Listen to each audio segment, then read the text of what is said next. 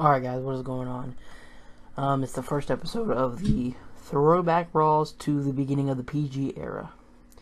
Did a poll on Twitter. The PG era Raws won. I had to decide between the Ruthless Aggression era and the PG era. Because really the Attitude era is everybody's doing videos on those. In the beginning of Raw, everybody's doing reviews on those. So, I wanted to take it back to not that old of it. It was like 9 years ago, but still, it's not that old. And the first show of 2008 is when I found out that the PG era started. I looked up a lot, and most of every site, Wikipedia, which I don't know if you can trust that, and a lot of other sites were saying 2008 was the beginning of the PG era. I guess I kind of see that in this episode, and I can kind of see not. I think this is when they're kind of start transitioning into the PG era. Because there's some parts where you can tell, and then there's some parts where it's like, what the fuck? That's not PG. But, in all, let's go ahead and jump right into the review. One of the worst storylines on Raw history was in this episode, and it kind of starts off in the beginning. So, it's Raw Roulette. The show where Vince spins the wheel to affect every single match, and I mean every match. Some of them were very stupid. Some of them were very interesting. Show starts off with Mr. Regal and Mr. McMahon, and Mr. Regal says he's sorry that he still couldn't cause Triple H to the Royal Rumble and that he almost hit Hornswoggle, his son. So Vince is pissed because he almost hit his son. Not really. I thought it was funny a couple weeks ago when Swoggle was on TNA and Hornswoggle was on TNA, and he basically says, none of that was real to Matt Hardy. I thought that was pretty funny, but He puts William Regal in a first blood match against Triple H. Regal leaves the office and Triple H attacks him. Never been a big fan of Triple H. We'll get to that in his match. Match number 1. It was Shawn Michaels came out. Vince McMahon says when Mr. Kennedy comes out, actually, he's about to do his little talking into the mic, which is one of my favorite things. McMahon stops that son of a bitch. It spins the wheel and turns it into a strange bedfellows match. It sounds gay as fuck. Which it turns out that it's supposed to be Shawn Michaels and Kennedy will turn into tag team partners, and they'll face two wrestlers who are never going to be in a tag team again. Never been in a tag team with each other. So, which kind of makes sense for the strange bedfellows. When I first heard it, I was like, what the fuck? But, oh sorry, I just hit the mic. We get Shawn Michaels and Mr. Kennedy, of course, versus Trevor Murdoch and Charlie Haas. Oh, fuck me. So, Shawn, we're going to get right into the match. Shawn throws Kennedy over the top rope because, they're in a rivalry. And at the time, Charlie Haas goes under the ring, puts on a lucha mask. Like, what the fuck did they do to Charlie Haas? Like, I remember some of the stuff they did with him. They kind of, remember what Damien Sandow did a couple years ago? He came out every week with a new gimmick. Charlie Haas did it before him. And that's what he kind of did in this match, but it was before all that. And he goes, at one point, he takes Shawn down, goes up to the top rope, stands there, flexing the muscles, puts his hands, like, up in his fucking armpits.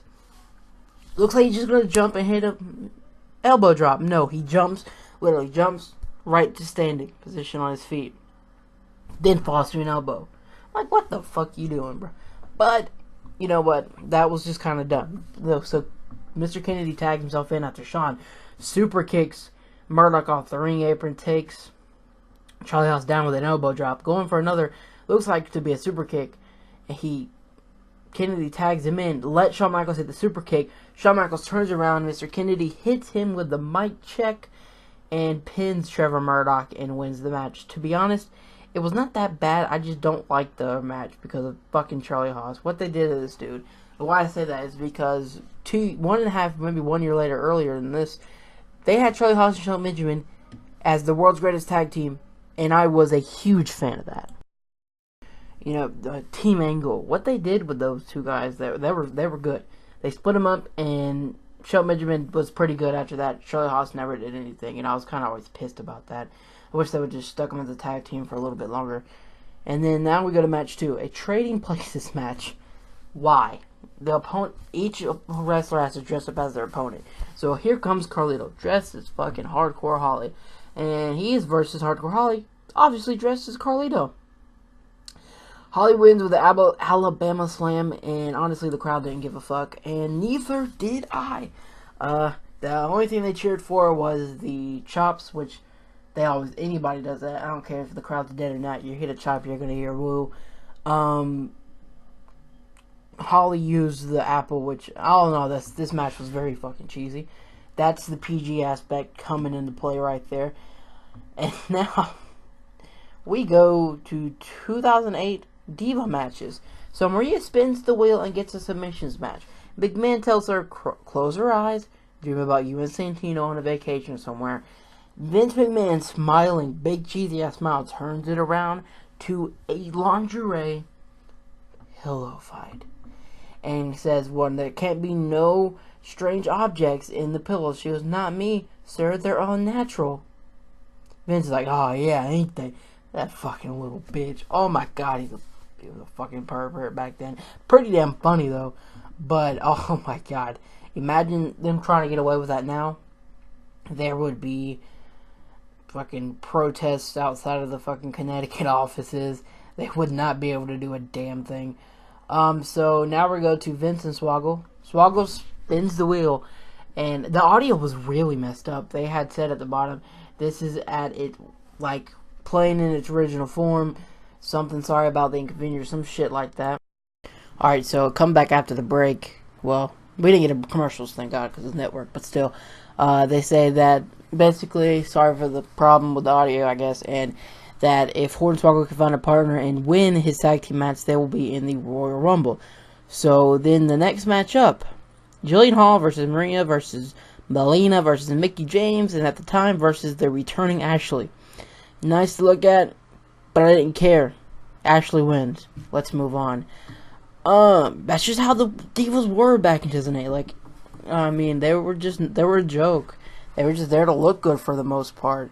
I mean, I'm not trying to be mean or anything, but that's just how it was.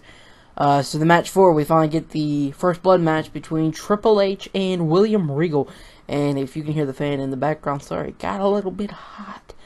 But it was an alright match. The best part was when Triple H was walking up the ramp, and the cameraman was walking backward. You know how they're walking back, showing them walk up the ramp?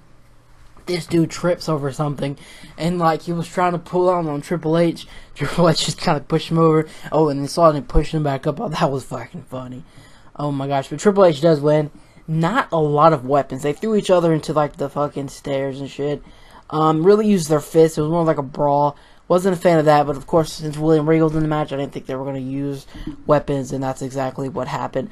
It was a decent match. Fan of William Regal. I've never liked Triple H. Never. None of his matches are ever my favorites. A lot of people love this guy. For some reason, me, I could do without him. Match 5. This match was fucking insane. This is where it makes me feel like maybe it's not the PG era. But it is, because every fucking website says it. So I'm going with it. And so we get Jericho. Vince spins the wheel. Makes it a handicap match. Snitsky and JBL versus Jericho. Jericho wins by disqualification when JBL throws a fucking ring bell at him. Grabs a cord of him, like a camera, a huge, or like a mic, whatever. Wraps it around Jericho. Starts dragging him all the way up to where the ramp is, like the stage area. You know, the things that climb up or whatever. And he goes up, climbs up, puts the cord around, and almost hangs the dude. Like, literally, I was like, oh my god. Cool as shit, because JBL is one of my all-time favorites, but not PG.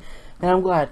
Well, to be honest, when PG was still in, I think it still is, but there's a lot of things people talking about, oh, they're moving forward from PG era. I don't think so. But, that's where we're starting at PG era, to see what, it was like, because I don't remember a lot of it. But, whatever. Jericho and JBL was all my favorites. I remember this rivalry. This rivalry was so good. The match at Rumble was one I cannot wait for. But, oh my god. That was fucking insane, dude. Oh, I loved it. I loved it. Really awesome. They fucking destroyed Jericho. And they destroyed each other at Royal Rumble. So, that was pretty cool. Well, not for Jericho. And, dude, I love JR. When stuff like that used to happen, oh my god. He was like, oh my god. Like, he just made it feel so real on the fucking commentary team. I loved it. You just could not... every one of these matches were alright because JR was on commentary. That's just the truth. The way he made that segment, the whole thing it felt real with him on commentary. It really did. So the match we get before the main event, the Highlanders versus Swoggle, and BK Jordan, this skinny looking guy, comes out. I was like, who the hell is that? The winner gets put in the Royal Rumble, and Mick Foley makes his way down to the ring to replace Jordan. Wrote in my notes, the Highlanders suck. Foley and Swoggle win. Yeah, pretty much it. Weird match. I think this whole storyline with Hornswoggle was so bad.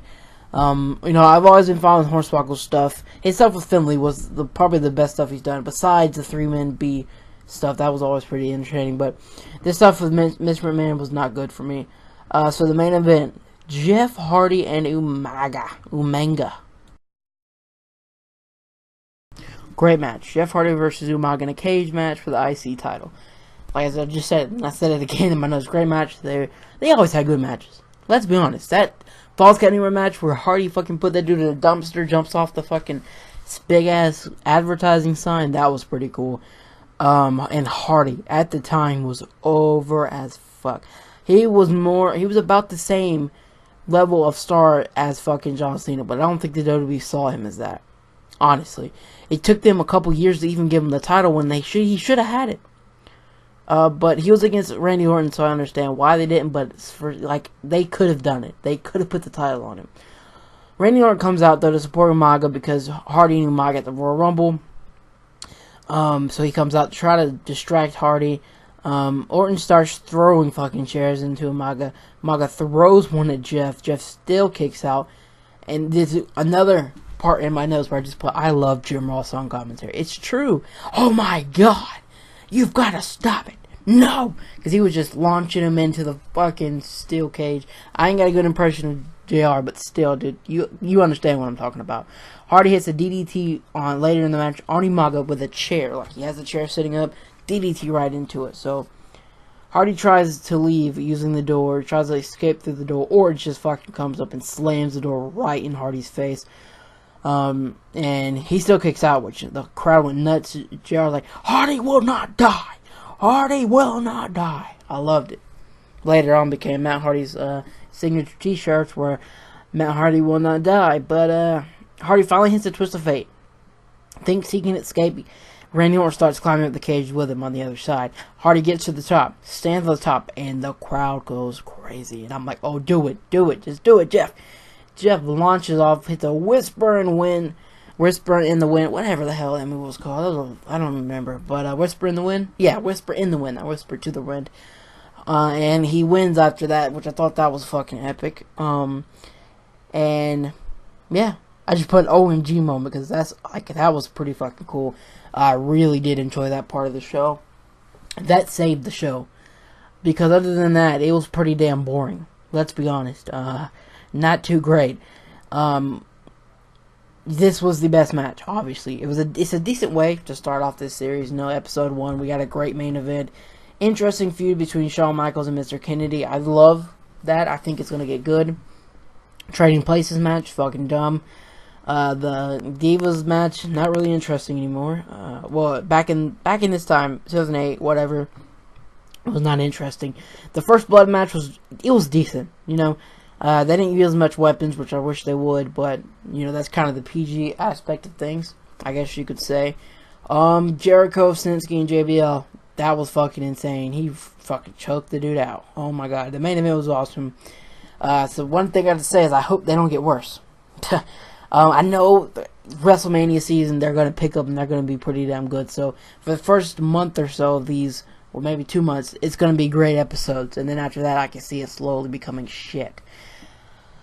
Give it a 3 out of 5 stars for the show in total. Probably would have been a 1.5 if it hadn't been for that main event. So how this is going to work, this series. This week, since, this Sunday is the 2017 Royal Rumble, we're gonna have an episode every day, and I want 2008 Royal Rumble review to come out on the same day as my 2017 Royal Rumble review. I want it to line up. I just thought about that, and I was like, yeah, maybe that's what I'll do. So that's exactly what I'm going to do. You're going to get one of these every day up until the Royal Rumble, and then, yeah, I'll stop and go back to every Monday morning. These will obviously be up on Monday mornings at 10 a.m., and, yeah, like, subscribe, and let me get some plugs in. Follow me on Twitter at EpicMike1996. Other YouTube channels, FPSG. Make sure you go subscribe and get your call in our Call Universe mode today. I am out. Let me know what you think about this new series. Should I continue it, or should I just not give a fuck? I am out. Thank you so much for watching.